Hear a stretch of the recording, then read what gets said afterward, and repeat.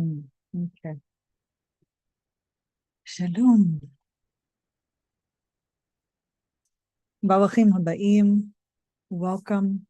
Welcome to Awakening Torat Mussar Mindfulness. I'm Rabbi Chasya Steinbauer, the founder and director of the Institute for Holiness, Kehilat Mussar Mindfulness. It is now Thursday in the middle of the night on February 6, 2025, here in Haaretz in the Galil in Israel. If you're joining us on live stream, it can be found, of course, on our YouTube channel, on Facebook, LinkedIn, Twitter, on many different mediums, and of course on our website of Kehilat Mussar in the blog section, where you can find both audio for podcast and video. So welcome. What is today in the Hebrew calendar is the 8th of Shvat in the year of Tafshin Pei, 5785. We are going to be covering the first book, the first Torah portion in SHEMOT, in the book of Exodus, which is known as SHEMOT.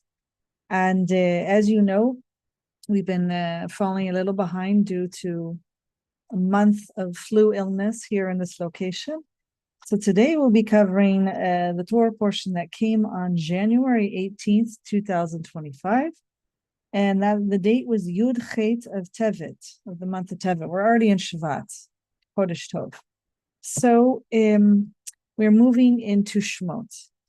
Now, as you know, this year is dedicated to not only engaging and learning more of the path of Mussar Mindfulness, which we will look at what we think the master middah, the soul trait of this Torah portion is, to learn from our ancestors and God how we can live out this path. We also, as you know, cover the 48 to 51 ways of acquiring Torah according to the Mishnah, the classic rabbinic text going into Jewish law, where our sages, our rabbis really crafted the ways in which they think that you can live out this path. Not unlike the eighth-folded path, the 8 ways of the eighth-folded path in Theravada Buddhism or any of the other forms, and all the different lists. So this is 48 to 51. The reason why I say that is, depending on which version you're looking at, we'll be looking at 48. And we, of course, will always continue to bring in some of the Mussar sages to learn from them and just emphasize certain practices that we can either do here at the end of the learning or during the week. So let's begin. What's happening as we move from the book of Genesis, the 5 books of Moshe, the 5 books of Moses of the Hebrew Bible? We move from a story, first of individuals that may or may not be in families or emphasize the family unit, to towards the end, still strong individual figures, our ancestors of the patriarchs and the matriarchs, embedded in their families, but really their story, to moving into the book of Exodus, called SHEMOT in Hebrew. And this is a shift away, in some ways, from individual family unit, even though that's always still there, to the story of a people. The story of the Hebrews, the children of Israel, the Jews, as we really move from 12 men who happen to come from our last patriarch of Yaakov, known as Jacob. That 12 sons form 12 tribes over time based on their names, and that turns into a nation, an right? And so what we are witnessing is this shift here.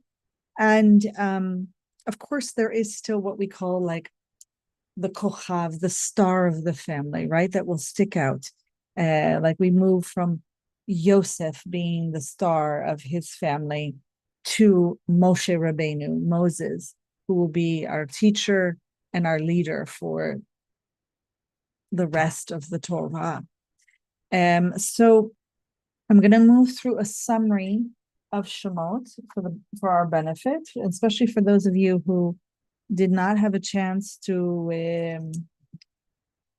read or study Shemot, which we always want to try to do during the week preceding, and so we're going to move into our summary now, and I'm just collecting some of my literature that I have all surrounding me. Okay, so what happens in the book of Shemot? And since it's also been 2-3 weeks later, for some of us it's a good reminder. Yosef and his brothers actually die. They pass away. They return to the ancestors, but their children's families grow, and they grow very large. Okay, a new Paro, a new Pharaoh of Egypt, because as you know, they're based in Egypt right now in this story.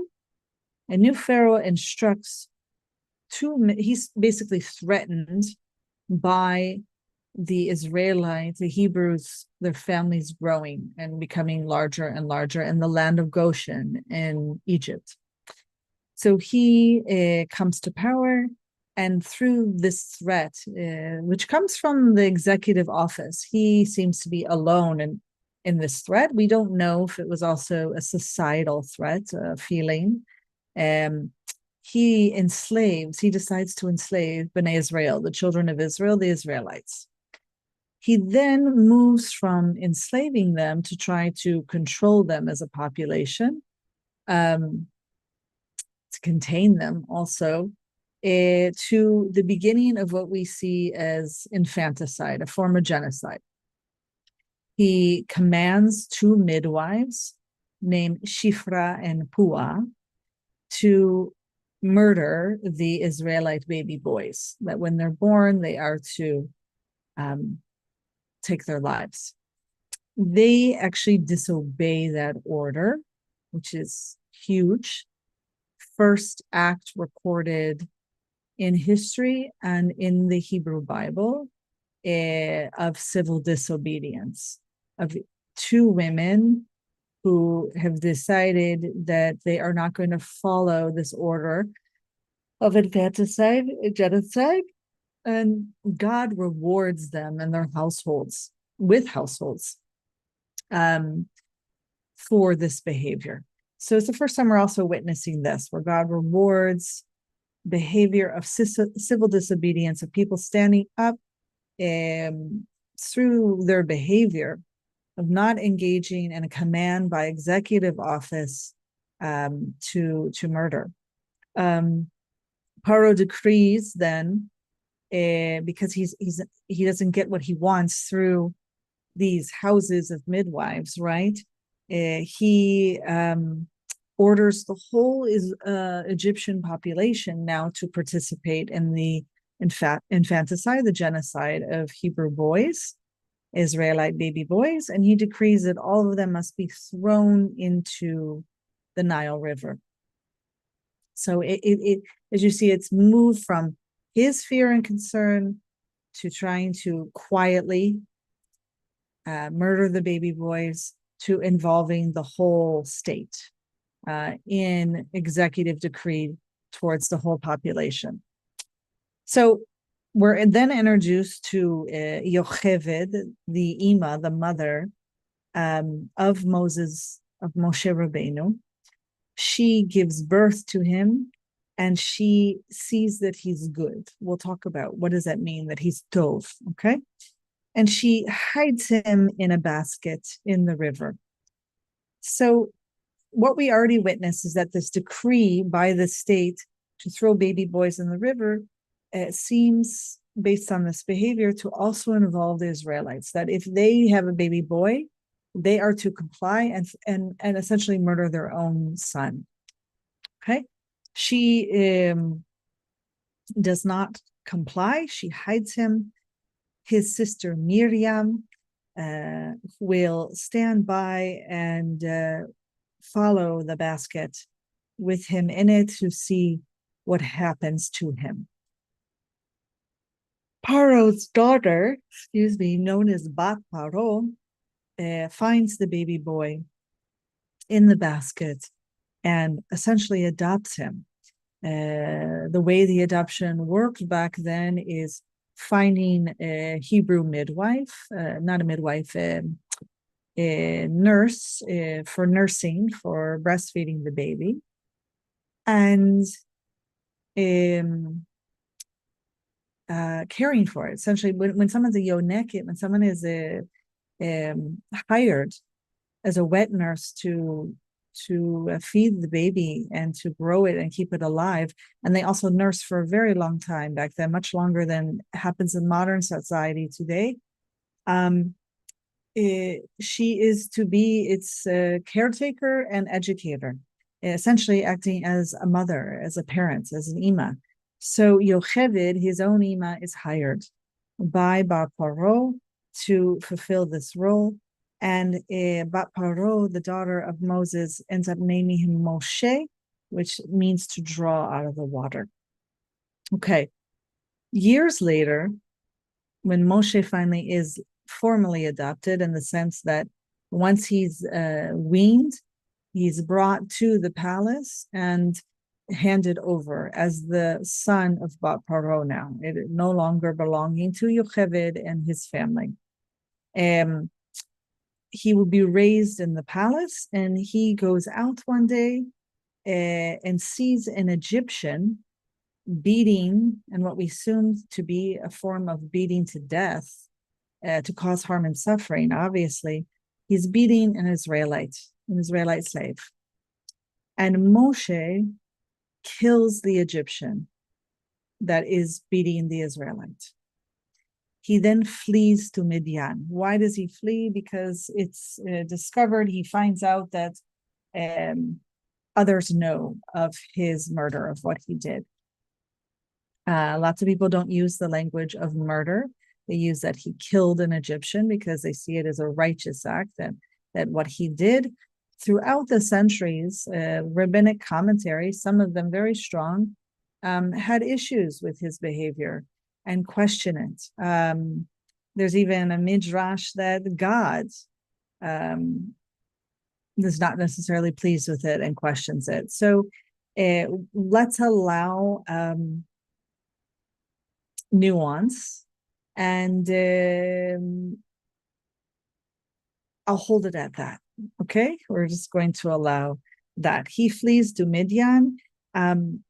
What I think is really certain about this, that even if it was righteous and the right thing to do, someone can still feel this inside, that it's they have to live with the consequence of it. And it's clear through the Torah as this goes on that Moshe is carrying a bit of this, at least the fear of returning because of facing consequence for the killing of the Egyptian. Okay, so the story goes on that when he flees to Midian, he ends up marrying a daughter of a priest. The priest's name is Yitro, his father-in-law, and he marries Sipporah. Moshe ends up being a shepherd on behalf of his father-in-law. One day he sees a burning bush that is not consumed by the fire, and God essentially speaks to Moshe from the flames and tells him to go to Pharaoh in Egypt, and demand that he free the children of Israel from slavery. Moshe tries to turn down the job. He is not pleased. He does not want it. God shows him some miracles to help convince him, and also to convince Bnei Israel, because Moshe doesn't have a faith and trust that he will be believed, that he's had this encounter with God and that he's been sent by God. He gets interpreted as deeply humble in this moment, that he doesn't feel that he's the man for the job, that he's worried about his speech. I'm going to have a different reading after all these years. I think there's a little bit of the opposite end of the spectrum, that there's some arrogance going on here. But I'll touch base on that, God willing, if I have time. Okay. This doesn't convince him, right? God does not convince Moshe through the showing of miracles that he's going to be able to convince the children of Israel and do the job. This should already be a sign, and hold this in your head as an oath, that if he doesn't believe in the miracles that they're going to be effective in causing others to believe, how much more so a whole nation of over 1 million people in the desert later on are not going to, it's not enough, the miracles, the nisim, right? They're not enough to hold consistent, constant faith and obedience, right? So let's just keep that in mind. So what does have to happen? Hashem then tells him, Aharon, your brother, your older brother, is coming now, and he will help you. This is very important because it's about connection to others to strengthen you and support you. That in this case for Moshe, strengthens him and makes him feel that he can go and do the task more than a miracle by God. Always keep this in mind on your own path, that it's not a miracle from God that is going to strengthen you, cause you to continue in life. Most likely, it's going to be your relationships and those who come to you to strengthen you and to bear the burden with you, and the same with you. Okay, so then Moshe, on the way down to Mitzrayim, he hasn't circumcised his own son yet.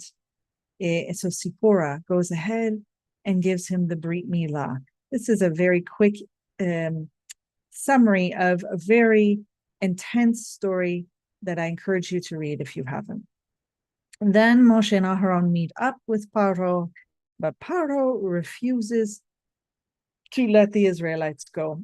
First, it's a request to go and worship their God, about a 3-day distance, right?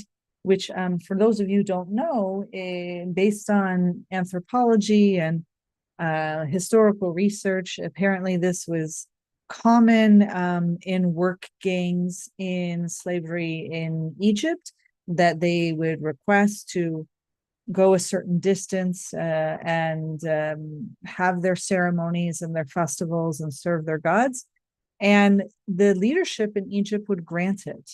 It was something that was normative and common, apparently. So this is the beginning of how it's worded and entrenched, that the children of Israel will travel a 3-day distance to worship their God. So that is Shemot. In a quick summary, there's so much here that we can't cover everything, as we say every week, but we're going to touch on what I think is the most important thing going on here. So the master middah. I touched upon this last week, that one of the foundational middot, and I don't even know if I want to call it a middah as a personality trait, as a soul trait. It might be just part of the path, kind of like the eightfold path, is seeing clearly.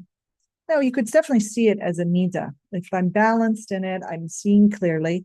And the extremes, the far and near enemy, the extremes are not seeing clearly. And one is perhaps seeing too clearly, that you, in some ways, are immobilized by it. You're blinded. It's almost like a trauma, right? You see too much. It's like when the child sees an act of violence or experiences one, they've seen too much. They disassociate. There's all sorts of behaviors around it. So this is one extreme, that just seeing too clearly, that it immobilizes you, right? It's not balanced. It's not healthy or life affirming. The other extreme is the person who puts the shades over the eyes, right? Doesn't want to see clearly at all. There might be a form of denial there, delusion, those great hindrances that block us and growth and balance on the path.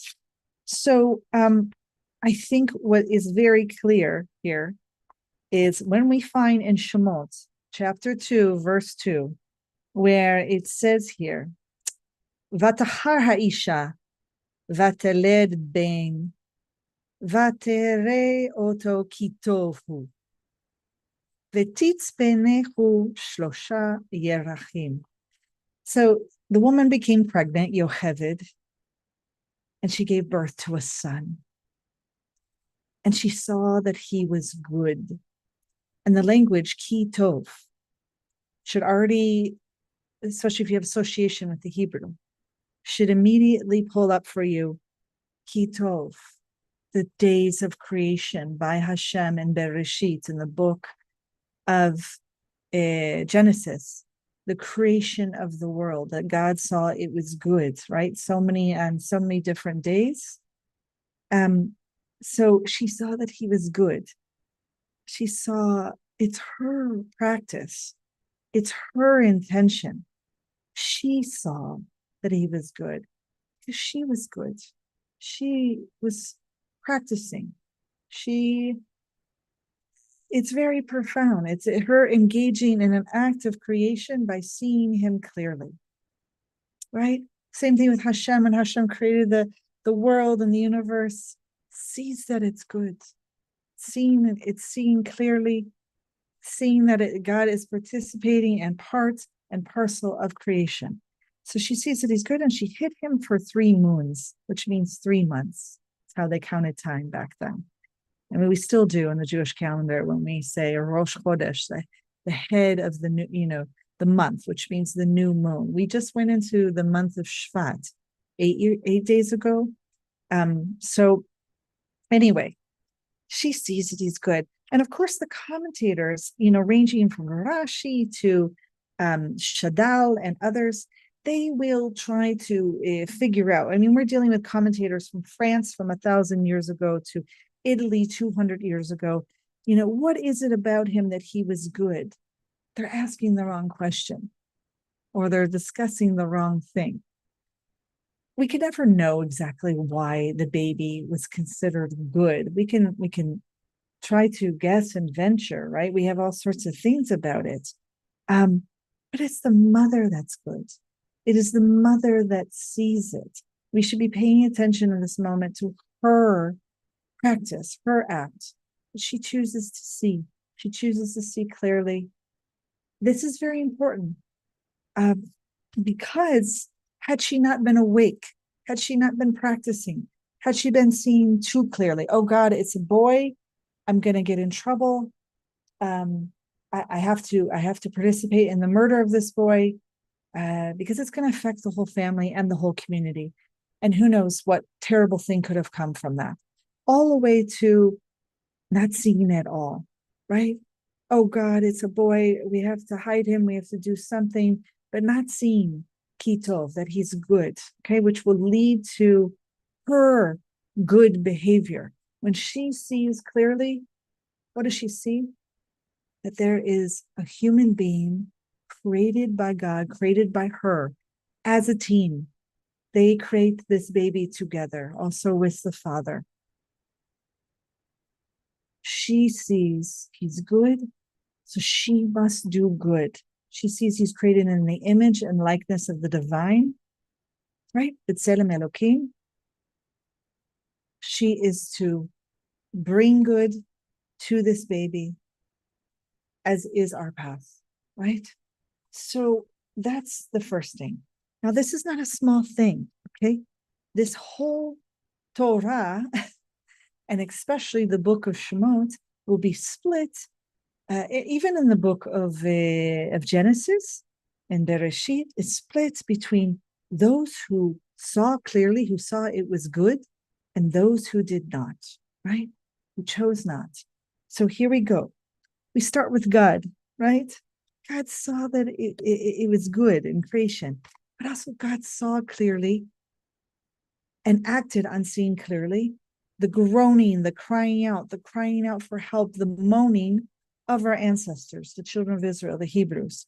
So God is seeing clearly, God is hearing clearly, God is connected, right? And that causes God to have to act. Moshe, okay? Even before Moshe, Yocheved, which we just said here, right? She sees Kitov, he's good. Because she knows, right? She knows that here's this beautiful creation that she is obligated to, that she is to care for. Then, of course, the midwives, Shifra and Pua, they see clearly. They hear this decree that they are to go ahead and commit infanticide, genocide. And they're like, no. They don't say no to his face, but they don't participate. They don't murder the baby Hebrew boys. This is seen clearly, and that causes action, right? In this case, not to do it. And even more so, if you look closely at the language, they keep them, there's an extra high there. They do extra effort to keep them alive. It's not just that they birth or help birth the baby. They actually go to other acts to heal the baby and the mother, to sustain it, to keep it alive. Okay? That is seeing good, which causes us to have to be obligated to act. Then, of course, you have a Bat Paro. She sees clearly. Oh my gosh, there's an infant in front of me. There is an infant created in the image and likeness of the divine. Does she care? Does the decree and the hatred towards Hebrew babies stop her? No, she's seeing clearly. This is all tied to a clear moral compass, right? Connected to God, connected in relationship, seeing this infant created in the image and likeness of the divine. Very powerful, right? What is God's hearing? Just to come back to this, the groaning, the crying out, the cry for help, the moaning of the children of Israel in slavery. What does it lead to, right? God heard, God remembered, God looked upon, God took notice, God acts. So, of course, who is the great actor who will also come along? Besides, we always say that Shifra and Pua are the first to engage in civil disobedience. It's really Yocheved, the mother of Moshe, of Moses Rabbeinu. She knows about this decree that she's not to have a child at all, especially a baby boy, and that she is supposed to participate in throwing that baby into the river. She refuses to do so. That is the first act of civil disobedience. Okay, so who comes as the great person who's going to see clearly? And lots of acts, right? Whether we question some of them or not, is Moshe, is Moses, our teacher. He sees clearly. Give me 1 second. I'm gonna put the heat on. He sees clearly that an Egyptian is causing harm and suffering to an Israelite, to a slave, is about to murder him, according to our tradition and midrash, and he sees clearly. Sees a human being create an image and likeness before him, sees someone creating a horrific act, and intervenes. And that he has to act. Okay, you just can't witness and do nothing. Then the same thing when he ends up in Midian, where the other shepherds are harassing the daughters of Yitro, and he intervenes. He sees this go on. He sees clearly with his clear moral compass, and he acts. This will go on and on. Even when he sees clearly of the bush not being consumed and God's voice coming from it, and the whole dialogue that will go on in the struggle, he sees clearly. And this will continue and go on throughout the desert experience or the wilderness experience. Okay, so who doesn't see clearly? Who doesn't have a moral compass? Who doesn't act when when they are supposed to, when they need to, when they're obligated to on behalf of another human being. Of course, Paro is your master one, Pharaoh, choosing not to see clearly, choosing not to see God and submit and be in relationship. The couriers of God, who, not of God. Woo! The couriers of Pharaoh, Paro, Pharaoh, they will, what's the saying called? And I think it's called in American law. I can't remember it. Aiding and abiding or something like that. They will encourage him and be a part of not seeing clearly. Interesting enough, as we move through the book of Shemot, they will be one of the first to begin to see clearly of what is going on and what their obligation is, and that this has to stop. This lack of submitting to God and honoring that God is the only God and the Almighty. So the Egyptians are the last group in this Torah portion. The Egyptians, as a populace, as a people, do not see clearly. Perhaps they didn't even see clearly when Yosef was in power, when he was second in command in Egypt and had to put austerity measures in to help the Egyptians survive the famine. And they basically started losing more and more their land, their animals, anything they owned. They basically became indentured servants, almost slaves. And it is, by all measures in the Torah, as reported, they submit, they do so in order to live through the famine. And in some ways, when that kind of something traumatic is happening, an acute traumatic moment, it's very difficult to see clearly. They don't really see clearly what's going on, and perhaps the potential consequences that if we're going to be indentured servants and slaves to the state in order to survive a famine, is this really where we want to head? Perhaps it is. Perhaps that's the only measure that could be really save as much as the population as possible. But clearly here, when they are commanded to throw the Hebrew boys in the river, when they witness the plagues and don't push to cause their ruler to submit and to save their people, to save their land, to save their animals, to save their slaves. Instead, they allow an arrogant leader to continue to not only ruin his own life in the process, but everyone with him. So that's the opposite, right? The failure,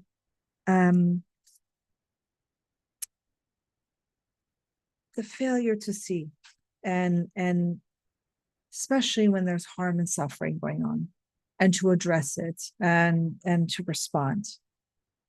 So I think I will leave it at that, just to say the final thing that I brought up before about Shemot, even last year, which is so important, is in chapter 1, if you're following along here, this verb yud dalet ayin, okay, which means yada, to know. But and I'll explain what that means. So it says right here, a new king arose over Egypt who did not know Yosef. Okay, he did not know. And so knowing, this is the first appearance in the Exodus and Shemot of this verb. It's a key term in all the Exodus narratives. It occurs over 20 times in the first 14 chapters. So this is a key sign in learning Torah that this is very foundational, okay, very important.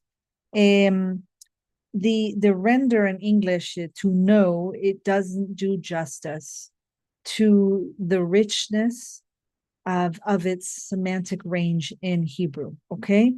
And in the biblical conception, right, in our ancestors' conception, knowing is not essentially or even primarily rooted in the intellect or mental activity, okay?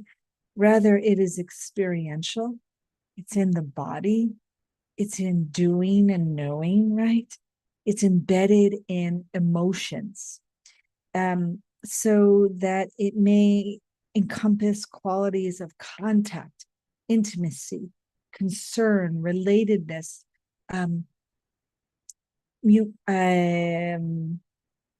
mutual. I can't say the word in English. Be mutual. I can't say mutuality. I think it is. So conversely, not know Yosef, right? To not know, it is completely means, especially for our ancestors, dissociation, indifference, alienation, estrangement. That not knowing is a form of not seeing, right? It's not being in a relationship. There's no moral compass there when you don't know. And then it culminates in a callous disregard for that person right in front of you, for another's humanity, dignity, and that nikudat Hashem, that the divine within, that they are created in the image and likeness. This is so foundational to Judaism and our ancestors, what they passed down to us, that what is it that we know? How do we, it should even be a middah. I think I'll just create it as one. Balanced knowing is this, right? Is intimacy, contact, concern, relatedness, this bearing the burden with the other, seeing them clearly, acting on their behalf, seeing them as created in the image and likeness of the divine. This is foundational to the Jewish religion, our people. It will follow us throughout the book of Shemot, okay? So that needed to be stated. Now, what is it that this week, we're now in the 13th sitting, and the 13th Parasha, Torah portion, and so we move into the 13th way in which we acquire Torah, according to the Mishnah, right? And it comes, the 13th way that we acquire Torah. I'm just trying to find my sefer here to look here.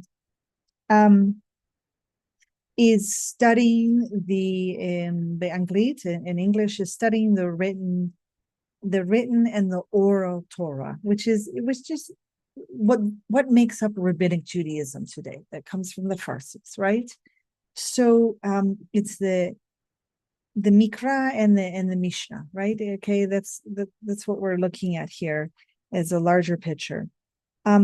So this way we acquire Torah is emphasizing text study, which was oral at first, as a spiritual practice. We see it as the source of truth, of goodness, of ancestral knowledge, and of course, pride and joy. It's considered the essence of living. So it's one of the ways in the Mishnah that there's no prescribed measure by our sages, our ancestors, meaning there's no gavul, there's no told that you should stop studying after, I don't know, 8 hours a day or something. There's nothing. You can study as much as you want to, right? And this goes in alignment with some really key mitzvot that are foundational to who we are as a people. The first is that we leave the corners of the field. The second is that we bring the first fruit offerings that God gave us from the land. That we give pilgrimage and go and serve God during the festivals, the 3 festivals. The last one, the second to last one, is Gimilut Chasidim, that we engage in acts of Hesed of loving kindness to sustain one another and care for the world. And the final is Torah study, which I just mentioned, right? So in order to, how the text comes to us is the text is teaching us, if you read the Torah closely, and then of course even onward into both written and oral Torah, it is teaching us through modeling how it tells the ancestral stories and what God commanded. It is teaching us how to see clearly, to see the good. So attention is concentrated in this Shemot, and will be throughout the story, on the process of liberation, and only briefly on the story of slavery and suffering. Let me say that again. It's not a small thing. Attention, the amount of text, the amount of story, the amount of words is centered and concentrated on the whole unfolding and process of God saving our ancestors, the children of Israel, the process of liberation, and only briefly on slavery and suffering. That is to say, our ancestors were teaching us unbelievable resilience and modeling how do we see clearly, how do we care for one another, which is we don't dwell in the suffering. We admit it, we face it, we see it clearly, we talk about it. And the majority of our time space, head space, heart space, acting, doing with our hands is on concentration on the process of liberation, on the process of caring for the other, on serving God. Okay, this is huge. It's embedded in the text. Finally, Menachot comes from talking about studying written and oral Torah in the Babylonian Talmud. In Menachot is 43b. We're taught a key lesson here about Shemot, about what we've entered, that looking upon, seeing clearly, leads to remembering. For the human being, it leads to, what am I remembering? That I am a child of God, and so is the person in front of me, and I have a moral compass. I'm obligated. I'm to act. What is God learning? What is God remembering when God looks upon? I have made this breach. I have made this promise to care for these people. I said it to and had a relationship with the patriarchs and matriarchs. And I said I would arrive at this moment. I remember. Okay, that comes from Zayin Chaf Resh Lizkor, right? To remember. So looking upon, seeing clearly, triggers Yada, Yud Daled Ayin, leads to remembering, and that leads to action. Because it has to, right? You can't just see and not act. Okay? So this is very profound. This is what we learn. This is what's been passed down to us by our ancestors to glean and take out of this Torah portion today. What does that mean for us in practicing the path of Mussar mindfulness?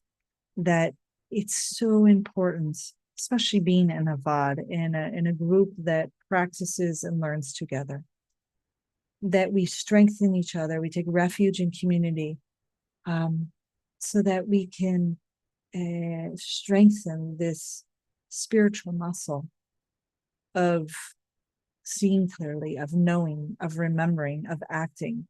And that happens in the path. It does not happen alone, isolated in someone's individual spiritual practice. It happens in community. It happens in a Mussar Vad, here through the Institute, where you strengthen one another, you see one another, and you're practicing and sharing that, okay? I would say in some ways this is modeled for us, again, in the Torah. Yocheved is not alone, the mother of Moshe. She's surrounded by Miriam and Aharon and family who help her build the teva, the beautiful basket that's going to hold the baby. Who else is surrounded by others and their companions and groups that lead them? Shifra and Pua, the midwives and their houses of midwives, right? Also, Bat Paro, surrounded by her Na'arot, her young women who serve her, perhaps even some slaves. This is not happening by accident. They locate themselves in a community that strengthens them. They helped her draw the baby out of the water. Nobody protested and said, "What are you doing? It's a Hebrew baby, right? Go ahead and kill it." No, they strengthen each other. Okay. So keep that in mind, that we are to engage in community, strengthen each other, and let's do so now. Let's move into our mindfulness meditation. I'm going to do it seated. If you're seated like me, then come to the edge of your seat so that you're upright, at ease and alert, not West Point stiff, as John Kabat-Zinn likes to say. Really rooted, heavy in the sit bones. I have my feet on the ground, so I feel held by Mother Earth. Resting your hands wherever it's comfortable. Joining me, you can close your eyes if you feel safe and comfortable. Otherwise, lower your gaze, just like this, like staring down at an angle so that visual imagery doesn't pull your attention away from our practice, from the meditation. So inviting yourself fully here is the first intention. I'm coming into this seat. I'm coming facing here. I'm tapping into my anchor, my breath. Inhalation, hold, and exhale, purse lips. Really calming that vagus nerve right now. Inhalation, hold, exhale. Exhaling longer than the inhalation. The final one that we'll do together, inhalation through the nose, holding, and out the mouth, allowing the breath to just come to its own natural rhythm. No need to control it. So good to be alive and joining each other in this practice. Really tapping into that hakarat hatov, that recognizing the good, seeing clearly that there is good right here and right now with us together. Fully arriving, offering yourself this radical self-care, the gift of sitting meditation together.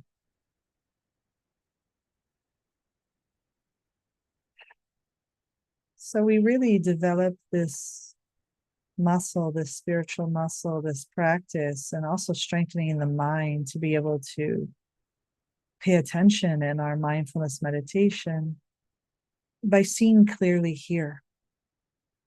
We practice seeing clearly what's going on with us, right? And our words, our thoughts, our deeds, and in particular, in the sitting meditation, we begin with the thoughts, seeing them clearly, whatever is going on in your head. Just noticing. No need to fix it or change it or judge it. Looking at your thoughts with curiosity. Perhaps your mind just feels kind of blank. Perhaps you're having what we call monkey mind, where the thoughts are everywhere.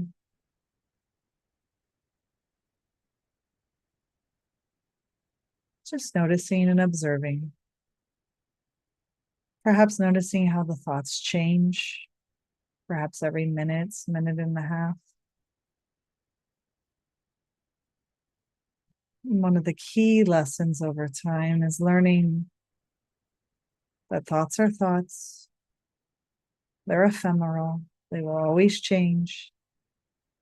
And most importantly, that we are not our thoughts.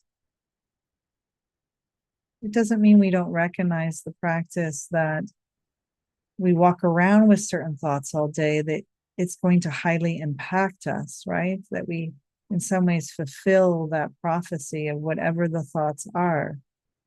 And therefore, it's important to cultivate, especially outside of the meditation cushion, positive thoughts, or neutral thoughts, or pleasant thoughts. Here, however, we must begin with just observing the thoughts, becoming mindful of them, and seeing I'm not my thought, right? I'm more than my thoughts. We also shift that seeing clearly to emotional states, what we call pleasant, unpleasant, neutral. What is arising in us? How are we arriving? Simply noticing, perhaps there's equanimity, what we call menuchat hanefesh, a certain centered calm of the soul, to recognize the good and the bad, the unpleasant and pleasant are inconsequential. We don't have to be thrown off by either. You can observe, be present. There's a deep joy in being able to cultivate this. And it most certainly supports seeing clearly.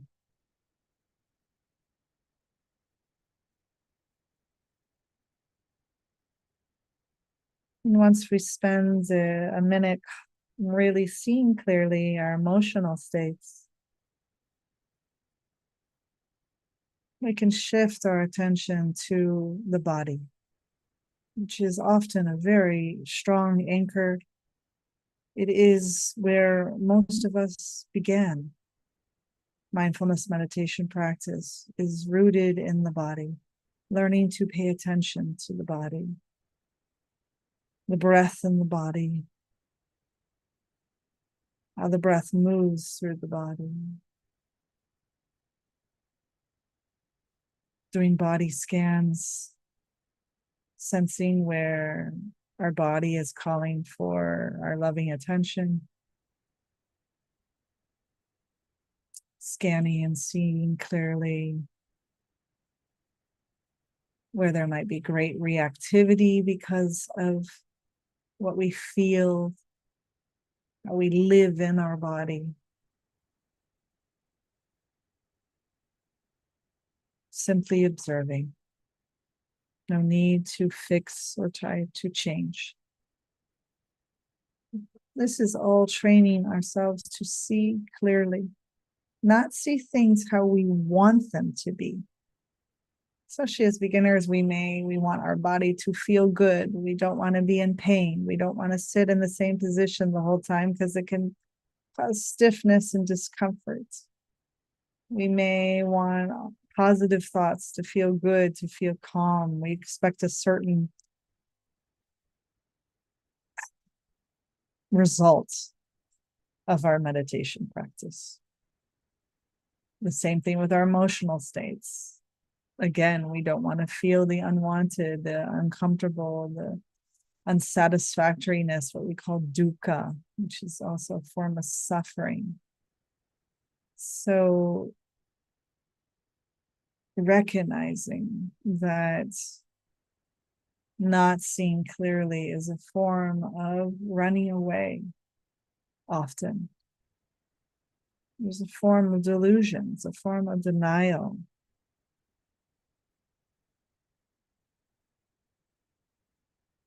So we build over time in this sitting practice together to begin to just see clearly what is before us. And with that seen clearly over time, we really integrate chesed, loving kindness, rachamim, self-compassion, to how we care for ourselves. To know if we do find something unwanted or unpleasant, that we can be kind to ourselves. To say, I see you. I know how that feels, and I recognize that it will also change. This too shall pass with time. That I can sit with this. I can build the muscle of bearing the burden of savlanut and sovlanut. This all has great consequence for how we are in our Mussar work out in the world, that we will be able to bear the burden with the other more so, that we will be able to witness the unwanted and not feel that we have to get caught up in fixing it or reactivity, feeling out of control.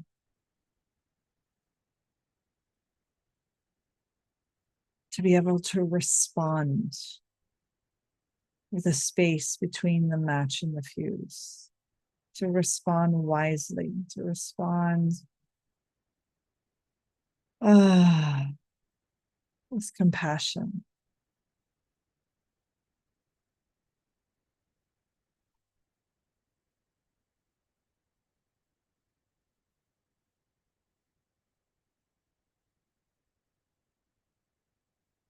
So in one more minute of our sitting meditation, we will sit in silence to allow ourselves to integrate today's lessons.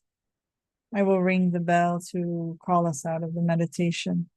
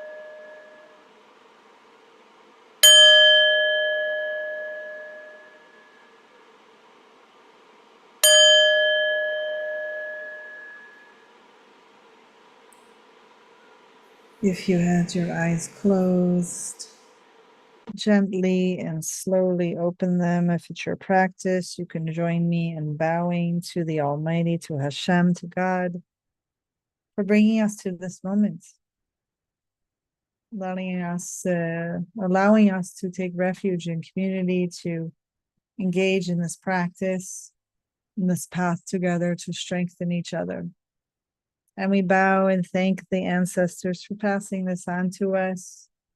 We bow to each other for showing up, taking refuge in community and strengthening each other. We bow to our teachers for passing this on to us, of course. And we just give a great gratitude bow, right, to these ancestral traditions of Mussar and Judaism and mindfulness coming out of Theravada Buddhism that just inform such a wise, beautiful, joyful path on the path towards holiness.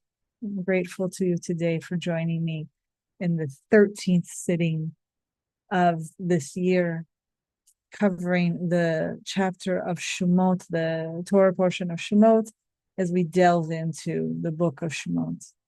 I'm Rabbi Chasya Uriel Steinbauer, founder and director of the Institute for Holiness. So grateful that you have arrived and joined us today.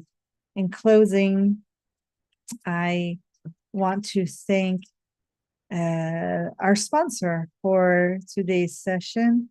We had so many joyful, beautiful donations in loving memory of my Ima, my mother, who passed away. May her memory be for a blessing, who passed away now 2 months ago, Rosh Chodesh Kislev. So today we honor Paula Golowitz, a beloved VAD member, practitioner of one of the Mussar Mindfulness Vadim groups here at the Institute for Holiness. Just a lovely woman who's been on the path for quite some time. She has sponsored today's session in memory of my Ima, my mother. And the thing that I love about bringing her to this session today is she has really, we talk about having a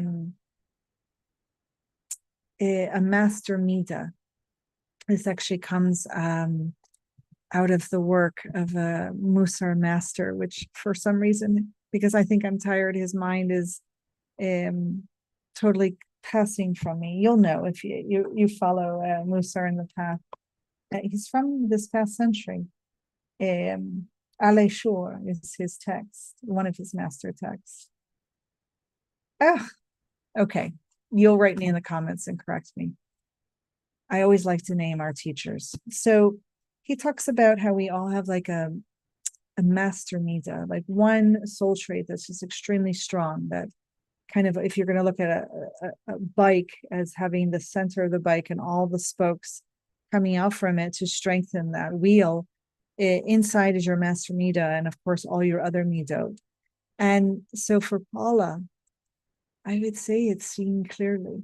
She so sees clearly, and it's not just witnessing, it leads her to remember, leads her through obligation, and she acts, and she knows, and connects, and a beautiful model for all of us in community. So thank you, Paula, for your donation, for enabling this public offering of awakening Torat Mussar Mindfulness.